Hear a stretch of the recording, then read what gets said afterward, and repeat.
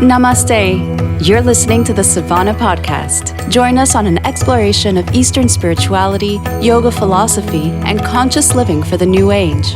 This podcast is a production of SavannahSpirit.com, where you can find a large selection of Om and yoga clothing, spiritual jewelry, and unique fair trade gifts from the Far East. Now here's your host, Ashton Sabo. Greetings everyone, I am Ashton Sebo, your host, and today we're going to be talking about human potential. But we're not going to be going the route of talking about neuroscience or the latest supplement or trick. We're going to explore a story from ancient India that gives us some insight into how humans in the past viewed achieving our greatest potential. Human potential is all the rage these days, especially in the business world, as our culture is extremely interested in achieving peak states of optimal performance. Now, unfortunately for us, we seem to be more distracted and more overwhelmed and stressed than ever. And I think this is where the story can really help us in our current day and age. Our story today is about a goddess named Maha Saraswati. It comes from a text called the Devi Mahatmyam, which was written at about 400 to 500 of the Common Era. The text itself never specifically mentions Maha Saraswati, interestingly enough. The story, which on the surface is about the great goddess Devi, a more universal goddess, actually gets infused by later traditions, and specifically we'll be borrowing a lot from Tantric traditions. Traditions that spread the ways this goddess manifests in the stories of the text over three goddesses, Mahakali, Mahalakshmi, and Maha Saraswati. And it's Maha Saraswati that we'll be focusing on today. What Maha Saraswati represents is the intuitive wisdom that destroys ignorance. Ignorance that comes with its twin aspects of I-ness and mindness. She's actually the final step towards enlightenment, towards reaching our ultimate human evolutionary potential. So once upon a time, as our story begins, there are two demons, Shumba and Nishumba. Shumba represents I-ness or egoism, and his little brother Nishumba represents mindness. These two demons have defeated the gods and are busy terrorizing the whole universe. And horribly oppressed and defeated, the gods rush to the Himalayas to find refuge with the goddess. They pray to her for her help, and the goddess hears their prayers. And all of a sudden, a magnificent light shines forth. From that light, that radiance, it coalesces into the form of the beautiful Maha Saraswati. She tells the gods not to worry, that she will defeat these two evil demons. Back at the castle of Shumba and Nishumba, they get word from two of their servants, two guys named Chanda and Munda, that they saw the most beautiful and radiant goddess they have ever seen, that has ever walked the face of any of the worlds. Chanda and Munda tell them, since you have acquired the most excellent objects in all the world, you should acquire her also. Right? So Shumba and Nishumba have all the nicest things. Today it's like, they got the nicest cars, they got the nicest clothes, the biggest houses. So naturally, they need the most beautiful woman. So the demon king sends a messenger to the goddess. He finds her and he tells her, "Oh Devi, Shumba, he's the greatest. He's conquered all the gods and he has sent this message for you." He says, "I have defeated all the gods and received their sacrifices. Since you are the best jewel among women, I want you to choose either my brother or me to be your husband." So the goddess responds by telling the messenger, "Look, I don't doubt the greatness of your king or even the truth in your words, but I vowed only to marry one who can humble my pride, one who can defeat me in battle. So go tell your master I told you this, and he can do whatever he thinks is right." So the messenger goes back, and naturally Shumba is furious when he hears the message, and he commands the general of his army, a demon named Dhumralochana, to bring Maha Saraswati back to him by whatever means necessary. So the general tracks her down, and when he finds her, she already tells him, she says, "Look, I know why you're here, but I'm not going to go with you unless you fight me and defeat me in battle." So right away, Dhumralochana charges after her, but the goddess simply utters the word "whom," and the demon is instantly destroyed. Dhumralochana represents something called Viparaya Jnana, or in English we would say perverted knowledge, or wrong thinking, or distorted vision. Mantra has the ability to reduce wrong thinking instantly. It doesn't even really fight with it. When the mantra is chanted, the thoughts are destroyed. Wrong thinking is destroyed. When you're caught up with wrong thinking in your head, mantra has the power to instantly replace that thought, to destroy it. So hearing of the defeat of Dhumralochana, Shumba is even more furious, and he sends his two greatest heroes, Chanda and Munda, who actually represent activity and non-activity, to get her and drag her back by her hair. If they can't get her back to him, Shumba orders them to kill her. So Chanda and Munda get to the goddess with this massive army, and the Devi simply raises her eyebrow and unleashes Kali on them, who destroys them all. Kali is this ferocious aspect of the goddess with black skin and matted dreadlocked hair, red eyes, and a blood-red tongue, blood-red third eye. And she instantly destroys the army of Chanda and Munda, and destroys Chanda and Munda themselves. And part of what sustains egoism and mindness are the currents of mental processes of action and inaction. Both action and inaction can be harmful. If they're guided by egoism, I-ness, or Shumba, then action creates karmic entanglements, further suffering, further entanglements in the world, while inaction intensifies dullness of the mind. And if you're being inactive out of selfish reasons, out of laziness, it simply creates dullness of the mind. So Shumba hears again that his soldiers have been defeated, and he goes into a complete rage. He summons every demon in his army, every family of demons in all the world, absolutely everyone, their cousins, anyone and everyone that he can communicate with. He sends out the message, and he commands them all to go after her. When this massive army arrives, all the great forms of the goddess appear, and together they easily defeat the demons. It's said like a fierce wind that blows dark clouds away, the goddesses just wipe through the demons. But one demon in particular, though, a demon by the name of Raktabija, had a particular boon that made him particularly difficult to destroy. Anytime he was cut and a drop of blood fell from his body, a new demon just like him would arise. A demon in full battle armor, just as ferocious, just as deadly, and just as ready for battle. So the Devis are fighting him, and they realize that every scratch they make creates numerous copies of the demon. It's in only moments, thousands of these powerful Raktabijas fill the entire battlefield. But the goddesses quickly realize what's happening. They see all these demons starting to multiply.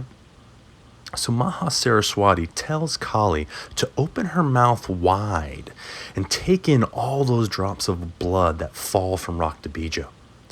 And so the goddesses continue destroying the demons. But before any drop of blood gets spilled, Kali comes and laps them up.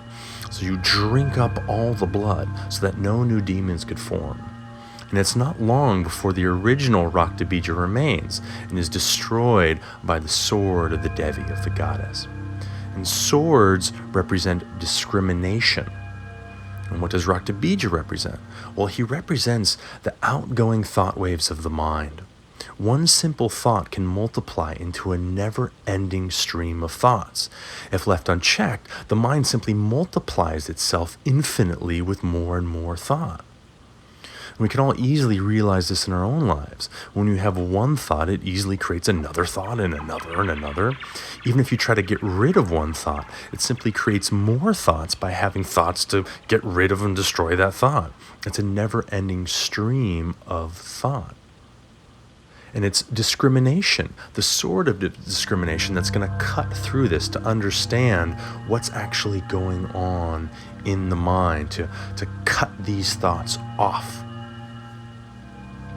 So once distorted visions are destroyed, and that was Dhumralochana, right? Once the effects of action and inaction are dealt with, and once the endless outpouring of thoughts is destroyed, one finally moves into the place, into the castle, the fortress of the demons Shumba and Nishumba, the very source of I-ness and mine-ness.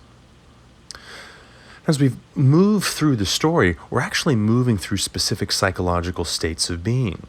We've moved through wrong thinking, we've moved through the effects of action and inaction, and how when everything is guided by egoism, all we're doing is creating more and more thoughts, more and more anxiety and suffering for ourselves and the world. Ultimately, what we're getting at is that you can't achieve your highest potential if you're constantly busy and bogged down by continuous thinking that's guided by your ego. You also won't get anywhere by not doing anything. We're not saying, the ego is the ego driving everything is the problem, so I just won't do anything, because that doesn't work either. So we learned, as we said before, it just creates more dullness in the mind. So after all these demons so far are destroyed, finally what's left is the last of the armies of Shumba and Nishumba. Now, when Nishumba sees Saraswati, he's utterly overwhelmed by her beauty. He says to her in a very chauvinistic tone, he's like, "Whoa, like you are way too pretty to be fighting. Like, why are you fighting in such a terrible war? And beautiful women shouldn't even be fighting in battles." To which the goddess responds, she's like, "Look, wimp, don't even bother with your silly words. Either fight me or go run away to the lower worlds. Don't waste my time with your ridiculous talk. Either fight me or leave." So this epic battle ensues. Maha Saraswati is fighting Nishumba and his demon army, and she's hacking away at all these bodies left and right, and blood's covering every inch of the battlefield. Finally, it comes to Nishumba trying to kill Saraswati's ride. She's actually riding on the top of a lion. And Maha Saraswati is left with no choice. She cuts off his head. In these stories, the head typically represents the ego. And here we have the source of the ego that is creating a sense of mineness. This is mine, and disconnecting it from the body. It gets cut off and separated from the body. So all that's left now is Shumba and his army. The remaining parts of his army form around Shumba, and he approaches to fight her. And you just think of this big, massive demon, towering 7 feet tall with bulging muscles and covered in armor, ferocious look on his face. But he too is totally smitten by her beauty. He's thinking to himself like, wow, this is the most beautiful woman in the entire world, in all the worlds, and I absolutely have to have her. I must. And if I don't, I will die trying. So Shumba comes to her and he says, in a similar chauvinistic way, "Devi, women shouldn't fight. You should go play your musical instrument instead. You're too beautiful for the battlefield," right? And it's like some guy saying that all women belong in the kitchen, right? And Saraswati, Maha Saraswati, just smiles and kind of brushes him off and responds to him with like, "Look, don't waste your time in vain conversation. If you don't actually want to fight me, then fight Kali instead." So she looks over to Kali and she's like, "Oh, Kali, do kill this demon, will you?" So the goddess cuts off his arms, cuts off his feet and legs, so that nothing but his torso and his head are left. And this image always comes back into my head of that scene from Monty Python and the Holy Grail and the encounter with the Black Knight, where I King Arthur cuts off the Black Knight's arms and legs, yet still the knight's like barking at him. He's like, "Oh, it's just a flesh wound. I'm invincible. I'll bite your leg off." He simply won't admit defeat. Shumba won't admit defeat. The ego simply isn't willing or even perhaps doesn't know how to admit defeat. So finally, with no other choice, she cuts off his head. And with his death, of course, the world and the gods rejoice. There's peace and bliss and, white doves flying out everywhere, angels singing like, "Oh," all of that kind of stuff. So then how does all this tie into human potential? Well, if egoism, I-ness, is born of non-discrimination between the ultimate self and the chitta, the mind stuff, of not understanding who our true self is, who we really are, right? We don't understand ourselves as this great, expansive, universal self. We think of ourselves as all the stuff contained in our mind, all the stuff of our ego. If I think to myself, I have a particular name, I have a particular body, I have likes and dislikes. I am separate from other things because I'm over here and they're over there. And because of this ignorance, the soul is unable to separate itself from the mind. So when there is identification with the mind, one thinks, well, the mind is mine. All that comes from the mind is also mine. The body, the pranas, the energies, the senses, these are all mine. Friends, family, possessions, they're all mine too. And that's why Nishumba, mindness, is actually the little brother of Shumba. Right? Mindness is the little brother of the ego, of I-ness. And when we are coming from the ego and mind, we start to think of things as mine. We have possessions, my thoughts, my stuff. This over here is mine, and that over there is not mine. So I have to protect what I have and get more of what's over there. Now, the Devi can't be owned. Enlightenment is not something of the mind or the ego. An example we can use is a doll made out of salt. It can't fathom the depths of the ocean because it would dissolve into the ocean. The mind can't possess the goddess in the same way. Right? The great self is exposed only when the little self is dissolved. When you dissolve into the great ocean, there's no little self left. There's no ego. So the Devi, the goddess, cannot be owned by this limited ego because it operates from an entirely different scale. When the goddess is realized, there's no more limited mind, no more limited self, no more ego. It's through the process of destruction of our small limited self that the full potential of a human being can be realized. Earlier in the podcast, we talk about these different goddesses throughout the story. We were emphasizing specifically the story of Maha Saraswati today, right? But where this story has come from is that earlier, Mahakali has broken things down, taken away our initial barriers, our ego protection, and exposed our wounds. Mahalakshmi comes along to heal those wounds. And this is actually where a lot of journeys stop. It's like, hey, we're healed, it's all good. Like, we don't need to go any further. But from our perspective, we're not there yet. It's one thing to be healed, to be adjusted, to be operating. It's another thing to be thriving, to be operating from one's highest potential.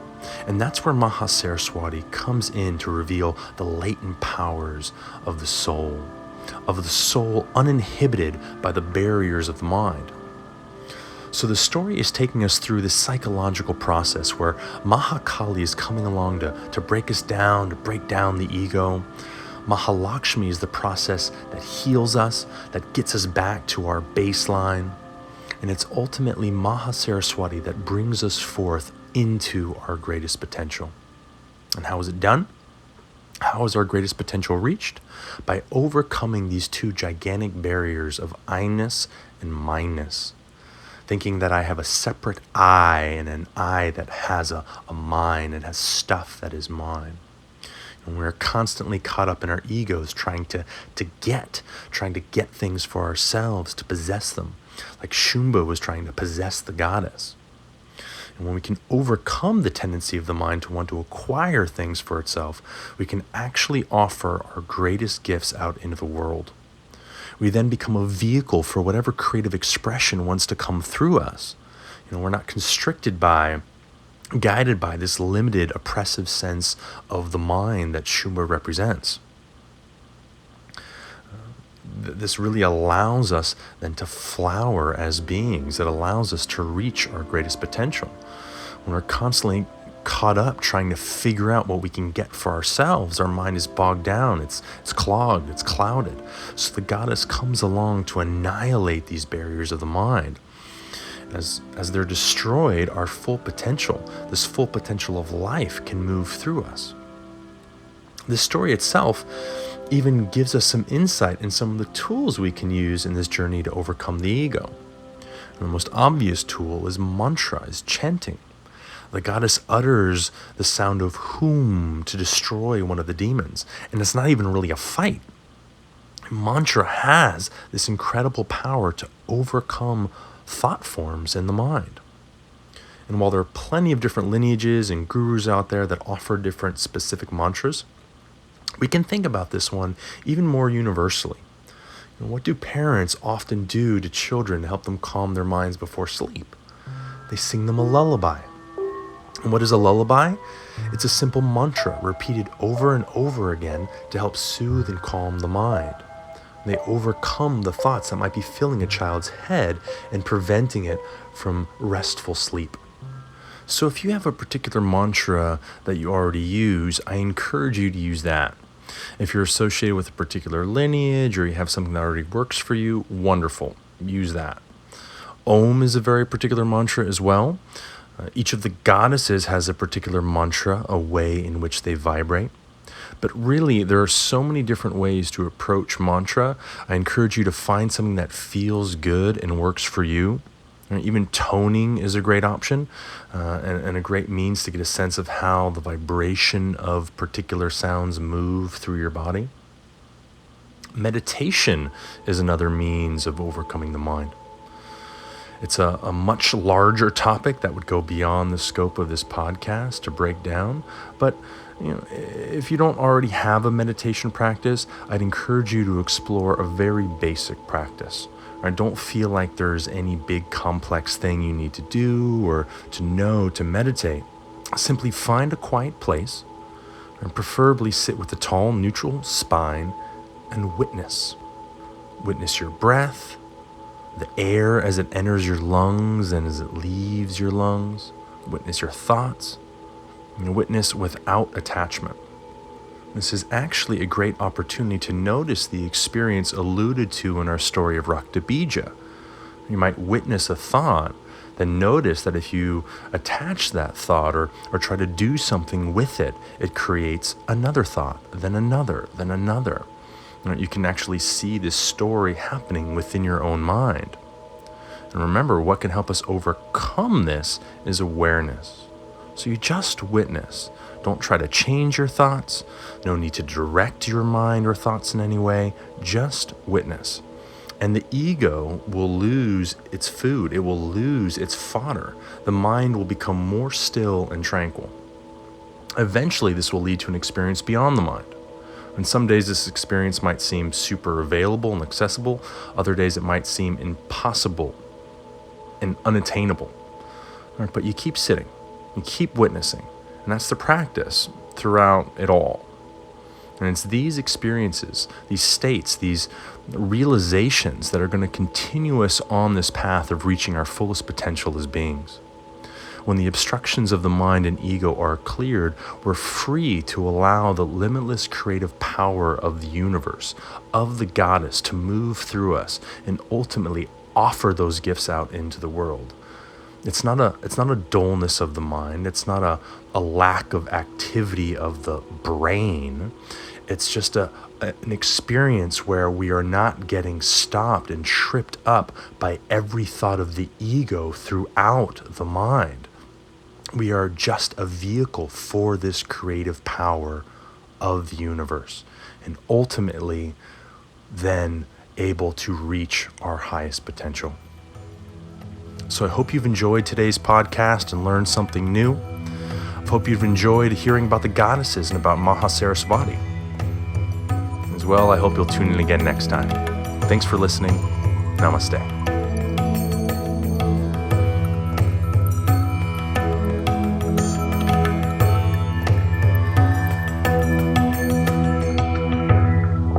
Hey everyone, if you enjoyed this episode, let us know by writing a review on iTunes. It's the only way that we know if we should keep producing more episodes like these. It also helps us attract new listeners to join us every week and spread the word of yoga, spirituality, and conscious living. Thanks so much for listening. Hope you'll join us again next week. You've been listening to the Savannah Podcast. To find out more about Savannah, go to savannahspirit.com or follow Savannah on Facebook at facebook.com/Savannah Spirit. For daily inspiration, check out our blog at savannaeast.com. Be sure to join us next week for a new episode, and thank you for listening to the Savannah Podcast.